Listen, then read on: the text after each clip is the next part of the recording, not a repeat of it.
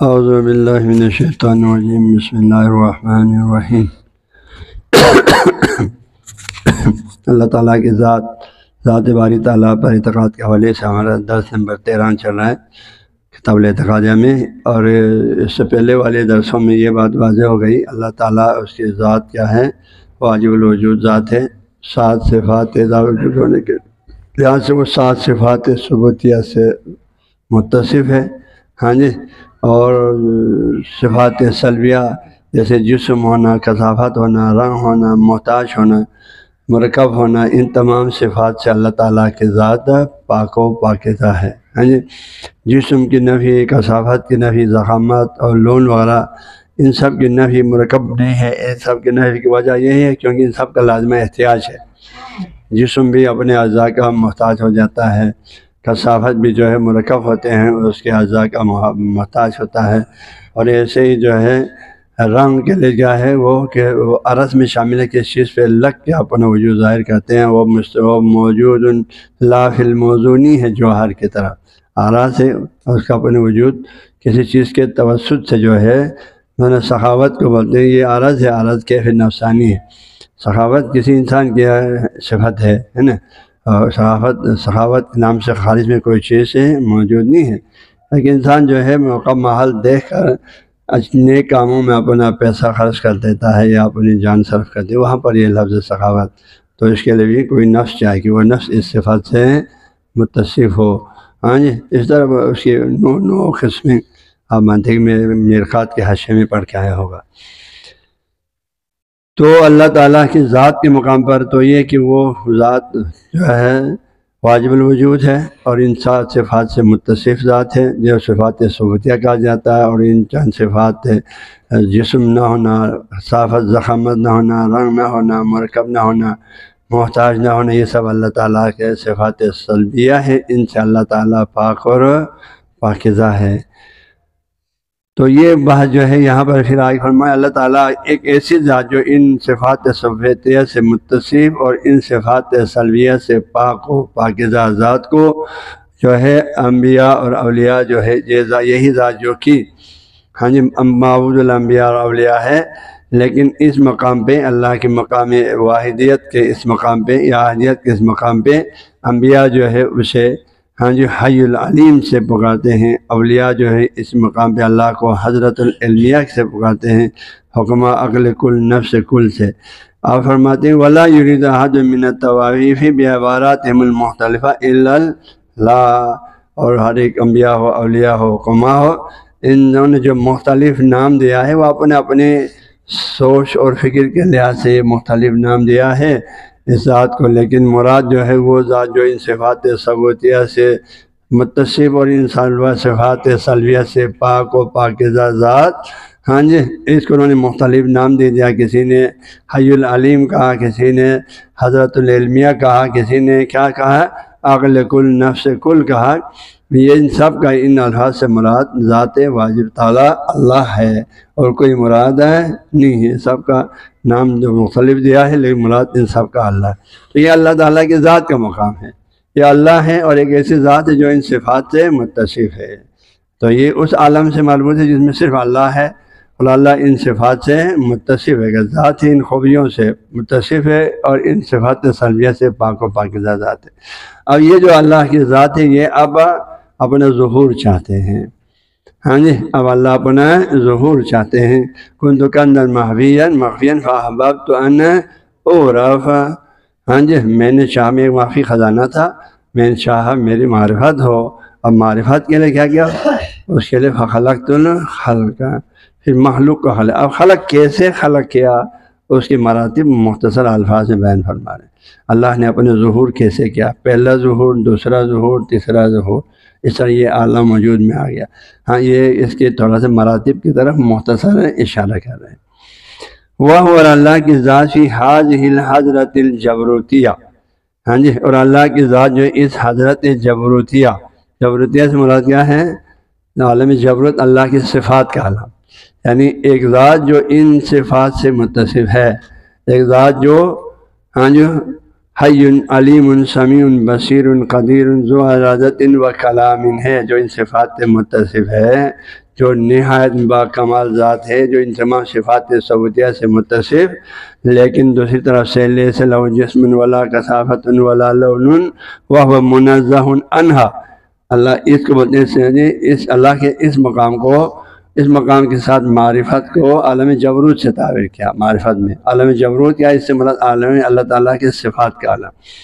وہ اللہ کی ذاتی حاضر حضرت الجبروتیہ، اس صفات کے عالم میں کہ اللہ ہے اور ان صفات سے متصف ہے، اس عالم میں اسی مقام پر تو اللہ تعالیٰ یعنی کیا ہے، اللہ تعالیٰ کے عالم ذات اور صفات، صفات میں سات صفات، ہاں ان سے باقی کا یہ عالم اللہ وفی فی حاضر حضرت الجبروتیہ منزہ عن الاشیاء، اس مقام پہ تو صرف خدا ہے، مقام واحدیت ہے، صرف خدا ہے اور ہر شے سے وہ منزہ ہے۔ یعنی ایک عالم ایسا ہے، ایک ذات ایسی ہے جو ان تمام صفات متصف، صفات ثبوتیہ سے اور سلبیات سے پاک، ایک عالم، یہ اللہ تعالیٰ کی ذات کا عالم ہے، مقام احدیت واحدیت ہے، ہاں جی، یہ اس میں صرف اللہ ہے اور کچھ نہیں ہے۔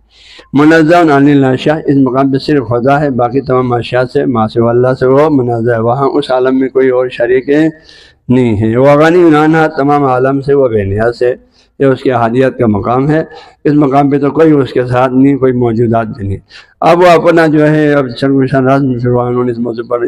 یاد سے جنہوں نے پڑھا ہے، پھر وہ اسی کو دکان فاحببت ان اعراف،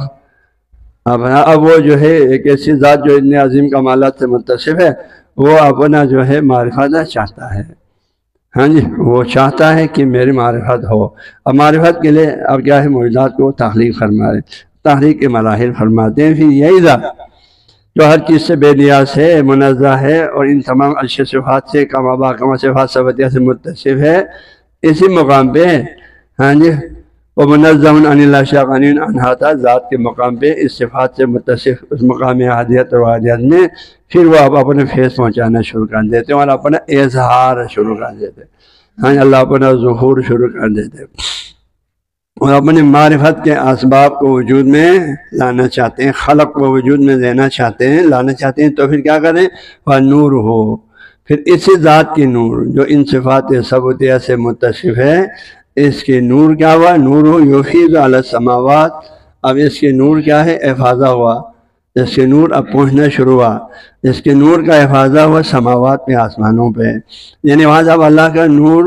عالم کی، اب اللہ نے اپنا کیا ہے اظہار شروع کر دیا، اپنا ظہور شروع کر دیا، تو ظہور کے لیے کیا اپنے فیضات کو، اپنے نور کو افاضہ کیا سماوات پہ، ہاں جی، اظہار کے لیے۔ نور کا مطلب کیا ہے، آپ نے پہلے پڑھ ظاہر لنفس مبصر غیر، خود ظاہر دوسروں کو ظاہر کرنا ہے، تو اس کے لیے اللہ نے اپنے نور کا افاضہ کیا آسمانوں پہ۔ جب اللہ نے اپنے نور کا افاضہ شروع کر دیا، فیض پہنچانا شروع کر دیا اپنے اظہار کے لیے، تو یوں ہی فیض کا پہنچانا شروع ہو گیا، صفات ذات سے آ کر صفات میں صفات کو آپ آگے، ہاں جی، اس کے صفات کا فیض پہنچانا شروع ہو گیا۔ تو وہ بہذا المقام، یہ فیض کا پہنچانا شروع ہونے کی صورت میں اللہ تعالیٰ کی طرف سے جب فیض کا پہنچانا شروع ہو گیا، تو اس مقام پہ فیض کے پہنچانا شروع ہونے کے اس مقام پہ اللہ تعالیٰ کو انبیاء یسمونہ رب، اللہ سے جب فیض کا تسلسل شروع ہو گیا تو اس مقام پہ فیضات کا جب سیلان شروع ہو گیا، تو انبیاء اس مقام پہ اللہ کو رب سے تعبیر کرتے ہیں۔ رب میں کیا ہوتی ہے، یا انہوں نے توضیح دیا ہے، رب کہنے کے بجائے جو ہے، تو فرماتے ہیں اللہ تعالیٰ کے جو ہے، ہاں جی، اشیاء آفتاب، وہ اشیاء یعنی نور آفتاب حقیقی، یعنی خدا کے ذات کو آفتاب حقیقی تعبیر دیا، جن کو نبی ثاقب نے اللہ کے نور کو جو آفتاب حقیقی سے تعبیر کیا، جو نور آفتاب ہے کہ بر افلاک تابع آسمانوں پر، وہ تعبیر انگ، پھر اس نور کے تعبیر سے سماوات، آسمانوں میں علم اور حیات پایا، آسمانوں کے اندر اب اس نور سے، اللہ کی حی العلیم کے اس نور سے، اس حضرت علمیہ سے نور پہنچنا ہے شروع ہو گیا، نور اور حیات موجودات میں آنا شروع ہو گیا۔ جب نور اور حیات آنا شروع ہوا، وہ ابھی حاضر المقام، وہ اندری مقام افاظ، فیض تھن چکا شروع ہونا، خدا اللہ موجودات کو اللہ، پھر اس کو عرفانی اصطلاح بولتے ہیں تعین ثانیت، پھر وہاں سے فیض پہنچانا شروع ہو گیا، تو یہ ایک دوسرا مرحلہ شروع ہو گیا نا، ایک ذات صرف تھا، باکمال ذات تھا، اب وہاں سے فیض شروع ہونا ہے، کیونکہ فیض شروع ہونا شروع ہو گیا، فیضات کا تسلسل شروع ہو گیا، اس مقامی افاظہ میں اس کو تعین عرفانی اصطلاح میں تعین ثانی سے تعبیر کرتے ہیں۔ اور اس کو عرفانی اسلامی تعین ثانی سے انبیاء یسمونہ رب، انبیاء جو ہے اب فیضات کا سلسلہ شروع ہو گیا تو اسی اللہ کو، اسی ذات کو اب رب کے نام سے پکارتے ہیں۔ انبیاء مین امن ان اشے انوالا، اس نور کو صفات ذاتیہ رب، اللہ کی صفات ذاتیہ میں سے رب جو ہے اسے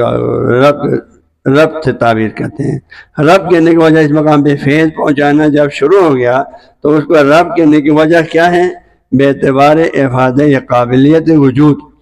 موجودات کو نہیں نو وجود اومی قابلیت کو وجود اومی قابلیت کو، اب ایک دانہ آپ نے زمین میں ڈال دیا، اب اس کے اندر کیا ہے؟ قابلیت ڈالا ایک درخت بننے کا، ایک بیج زمین میں ڈالا، اس میں اللہ نے کیا کیا ہے؟ ابھی درخت بنا نہیں ہے، درخت بننے کی قابلیت اس میں رکھا، تو وہاں سے رب شروع ہو جاتے نا۔ ربوبیت کا مرحلہ جو ہے ایک نطفے سے شروع ہو جاتی ہے، پھر انسان کامل بنا دیتے، وہاں سے ترقی کر کے ہاں جی ایک دانے کو جو ہے ایک بیج کو آپ نے زمین میں ڈالا، اس کے اندر اللہ نے درخت بننے کی صلاحیت رکھا ہوا ہے، تو اس ابتدا ہے کسی چیز کی کمال تک جانے کی، اس ابتدا شروع جب ہو گیا فیض الہی کے ذریعے سے اللہ کی صفات کا جب پہلا جو نور ظہور ہوا تو وہاں سے فیضات پہنچنا شروع ہوا کائنات کو، اور کائنات کو فیضات سے کائنات میں وجود میں آنے کی ان میں اب قابلیت صلاحیت ان کی صلاحیت کی ابتدا ہو گئی، تو ابتدا ہو گئی تو اللہ کو رب کہنا شروع کر دیا۔ تو ہم اس مقام پہ اللہ کو بے اعتبار افادہ یا قابلیت وجود میں آنے کی قابلیت پہنچایا اللہ نے، اور کمالات وجود کے نظر میں کمالات متفارعہ ورعن، ہاں جی وجود میں آنے کے بعد اس کی صلاحیت قابلیت دے دی ایک چیز کو، قابلیت دینے کے بعد آپ یقینی بات ہے تربیت کے مرحلے میں کیا ہو جائے گا؟ پھر آہستہ آہستہ اس کی مراحل تو یہ ہوتا جاتا ہے اور کامل سے کامل تر ہوتا جاتا ہے۔ اللہ نے جس چیز کو جس مقصد کے لیے خلق کیا ہے اسی اس میں رب کی برکت سے وہ چیز آہستہ آہستہ اپنے منزل مقصود تک اللہ پہنچا دیتے ہیں۔ اس لیے جو فرماتے ہیں وہاں سے فیض جب شروع ہو گیا تو اللہ کو انبیاء رب کہنے لگا۔ فیض جب شروع ہو، فیض کی ابتدا ہو گیا تو رب شروع ہو یسمونہ رب، پھر فیض پہنچا دیا، فیض کی ابتدا ہو گیا تو رب فیض پہنچا کے ایک چیز کو وجود میں لایا، پھر سے پہلے صلاحیت تھا، اب صلاح قوت تھا، اب وہ بالفعل وجود میں لانا شروع ہو گیا۔ تو بالفعل شروع کیوں مطلب پھر کیا ہوگا؟ یسمونہ رب والخالق، پھر خالق اس وجود میں لایا، پہلے قوت تھا وجود میں آنے کا، پھر وجود آنے کے بعد وجود میں لایا تو دوسری فیض ہے یہ، اس صفات کا اس میں رب کا دوسری فیض ہے۔ جب وجود میں لایا تو خالق نام رکھا، پھر خالق اس وجود میں لایا، وجود دے دیا تو خالق ہو گیا۔ پھر وجود میں لایا ایک چیز کو، اب وجود میں لانے کے بعد اس کے بقا کے لیے جتنی چیزیں ضرورت ہے، اس کو کمال تک پہنچنے کے لیے جتنی چیزیں ضرورت ہے وہ بھی مہیا کیا، تو اس لحاظ سے رازق کہنے لگا۔ رازق میں کیا طریقے سے وہی کافی نہیں ہے نا، یہ تو خلق ہو گیا۔ اب بقا کے لیے کیا ہے؟ مانگ کے چھاتی میں دودھ رکھا، ہاں جی تو وہ کیا رازق ہے، کیونکہ رازق بھی ہے، خلق تو کیا اب اس کے بقا کے اسباب بھی اسے نے فراہم کیا، تو بقا کے اسباب بھی فراہم کیا اس فیض کے ذریعے سے، تو اب اس کو رازق کہنا شروع کیا۔ صفات افعالی ان کو، خلق رزق ان کو صفات افعالی، اللہ تعالیٰ کی صفات فعل ہے، کام ہے، خلق کرنا، رزق دینا، ان کو کمال تک پہنچانا، ان کو کہتے ہیں صفات افعالی اللہ تعالیٰ کی۔ تو پھر پہلا مرحلہ استعداد دے دیا موجودات میں وجود میں آنے کا تو رب کہنے لگا، پھر وجود میں لایا تو خالق کہا، پھر وجود میں بقا کا تسلسل اس کے انتظام میں فرمایا تو اس کو رازق کہا۔ اور انبیاء نے ان کو اللہ تعالیٰ کی ان مراحل میں، ان تین مراحل میں رب، خالق اور رازق سے تعبیر کیا۔ والاولیاء، لیکن اولیاء کرام نے ان تینوں کے لیے ایک نام رکھا، ربوبیت، خالقیت، رازقیت کے لیے انہوں نے ایک نام رکھا، وہ کیا؟ بصفات افعالیہ، اللہ تعالیٰ کی صفات افعالی، صفات افعالی سے بھی تعبیر کیا اس کو۔ ایک اور نام بھی دیا والملائکۃ السماویہ، بھی اس کا نام رکھا۔ اس تخلیق کے ان کاموں میں اللہ نے بہت سے فرشتوں کو ذمہ داریاں سونپا نے، جیسے مثلا رزق کی ذمہ داری میکائیل کا حوالہ کیا ہوا ہے، مثلا اس طرح، اس وجہ سے ان کو ملائکہ سماویہ کا نام بھی دے دیا، دو نام دے دیا، ہاں جی انہوں نے اللہ تعالیٰ کی ان تین صفات کی فضات کے تسلسل کو رب، خالق اور رازق کو انہوں نے صفات افعالیہ سے بھی تعبیر کیا، ملائکہ سماویہ سے بھی تعبیر کیا، آسمانی فرشتے۔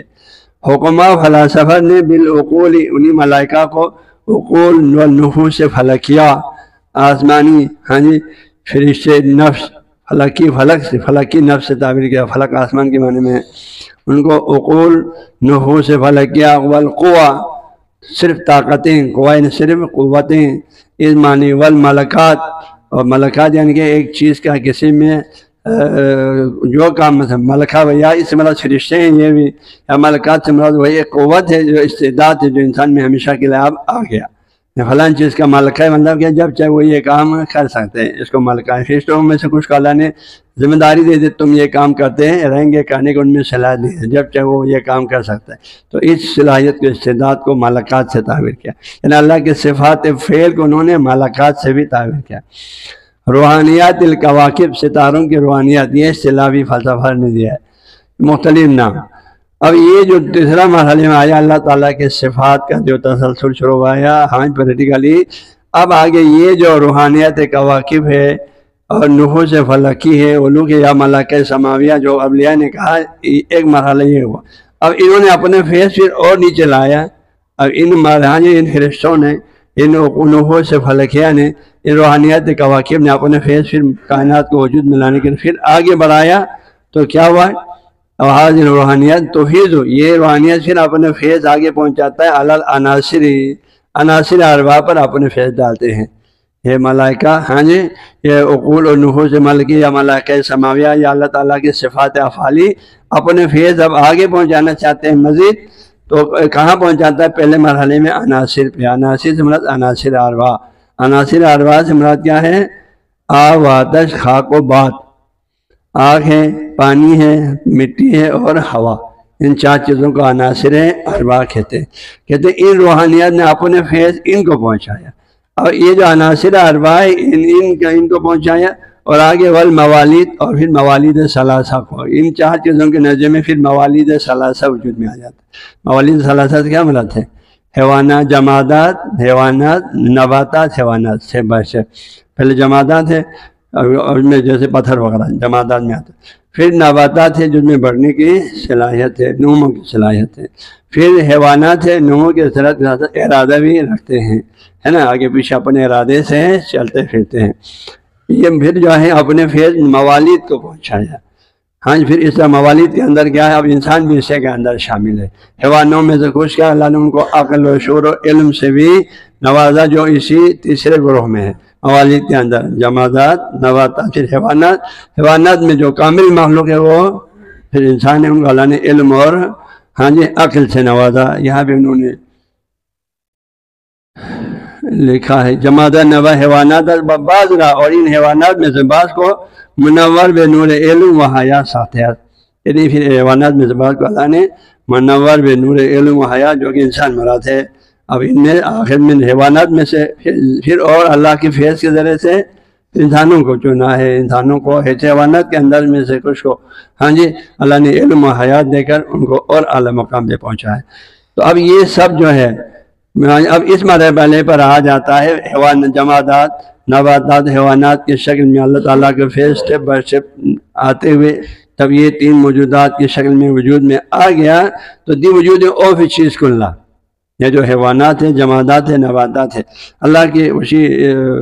اس میں رب کے فیض سے، خالق کے فیض سے، رازق کے فیض سے یہ فیض آگے چلتا آیا۔ ہاں جی، تو پھر یہ موالید عناصر اربع کی صورت میں وجود میں آیا، پھر موالید ثلاثہ کی صورت میں آ گیا، پھر ان کے اندر سے انسان آیا۔ تو فی ھذا المقام، اس مقام پہ ہے،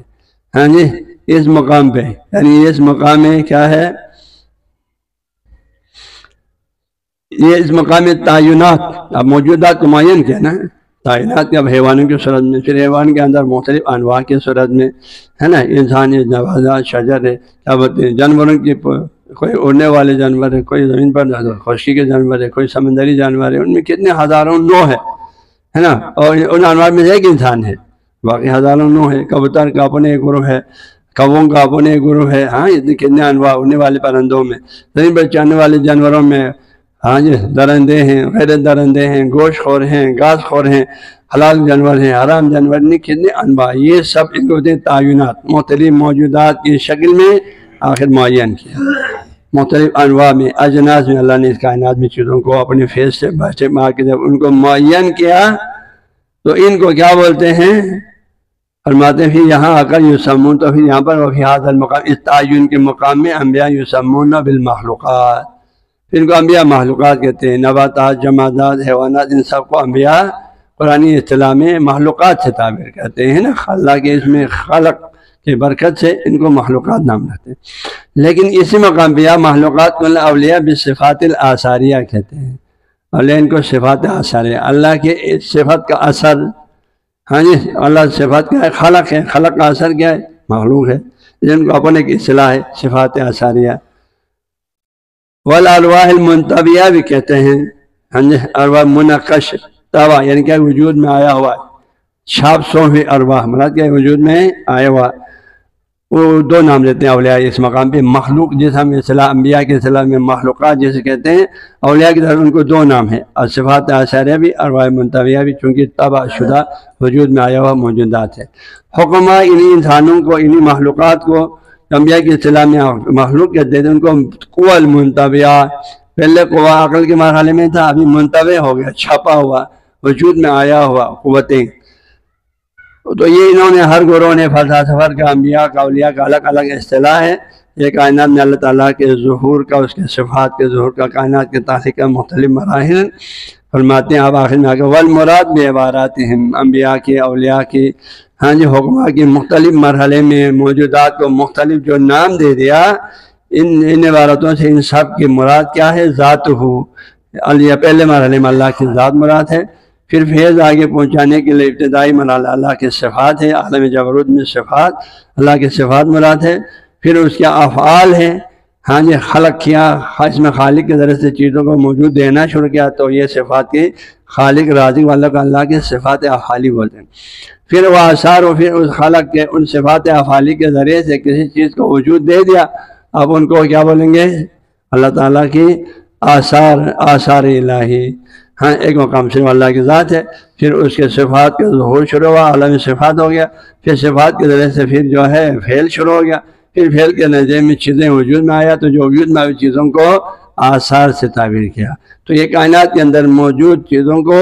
ہاں یہ ایک مرحلے میں صرف اللہ ہے، اللہ کی ہی کی قدرت کے ظہور، اس کی مختلف صفات کا ظہور سے صفات اللہ کے صفات کا ظہور شروع ہو گیا، پھر اس کے جو ہے ہاں جی صفات، پھر اس کے کیا بولتے ہیں افعال شروع ہو گیا، پھر اس کے بعد افعال کے نتیجے میں چیزیں وجود میں آیا، جمادات، نباتات، حیوانات کی صورت میں۔ تو یہ چیزیں اللہ تعالیٰ کے مختلف صفات کے مالک ہونے کے آثار ہیں، اس کے ہاں جی نشانیاں ہیں، دلیل ہے کہ اللہ خالق ہے، بھئی ثبوت کیا ہے؟ دیکھو یہ سارے موجودات، ہاں جی اسی طرح اللہ تعالیٰ کیا ہے؟ علیم ہے، سمیع ہے، وہ ساری صفات، یہ سب کو اگر آ کے لے جائیں تو یہ سب اللہ تعالیٰ کے مختلف صفات سے متصف ہونے کی دلیل ہے، ہاں جی اس لیے ان سب کو، تمام عالم کو اللہ تعالیٰ کی آیات کہتے ہیں، اللہ تعالیٰ کے آثار کہتے ہیں، اللہ کو سمجھنے کا، جاننے کا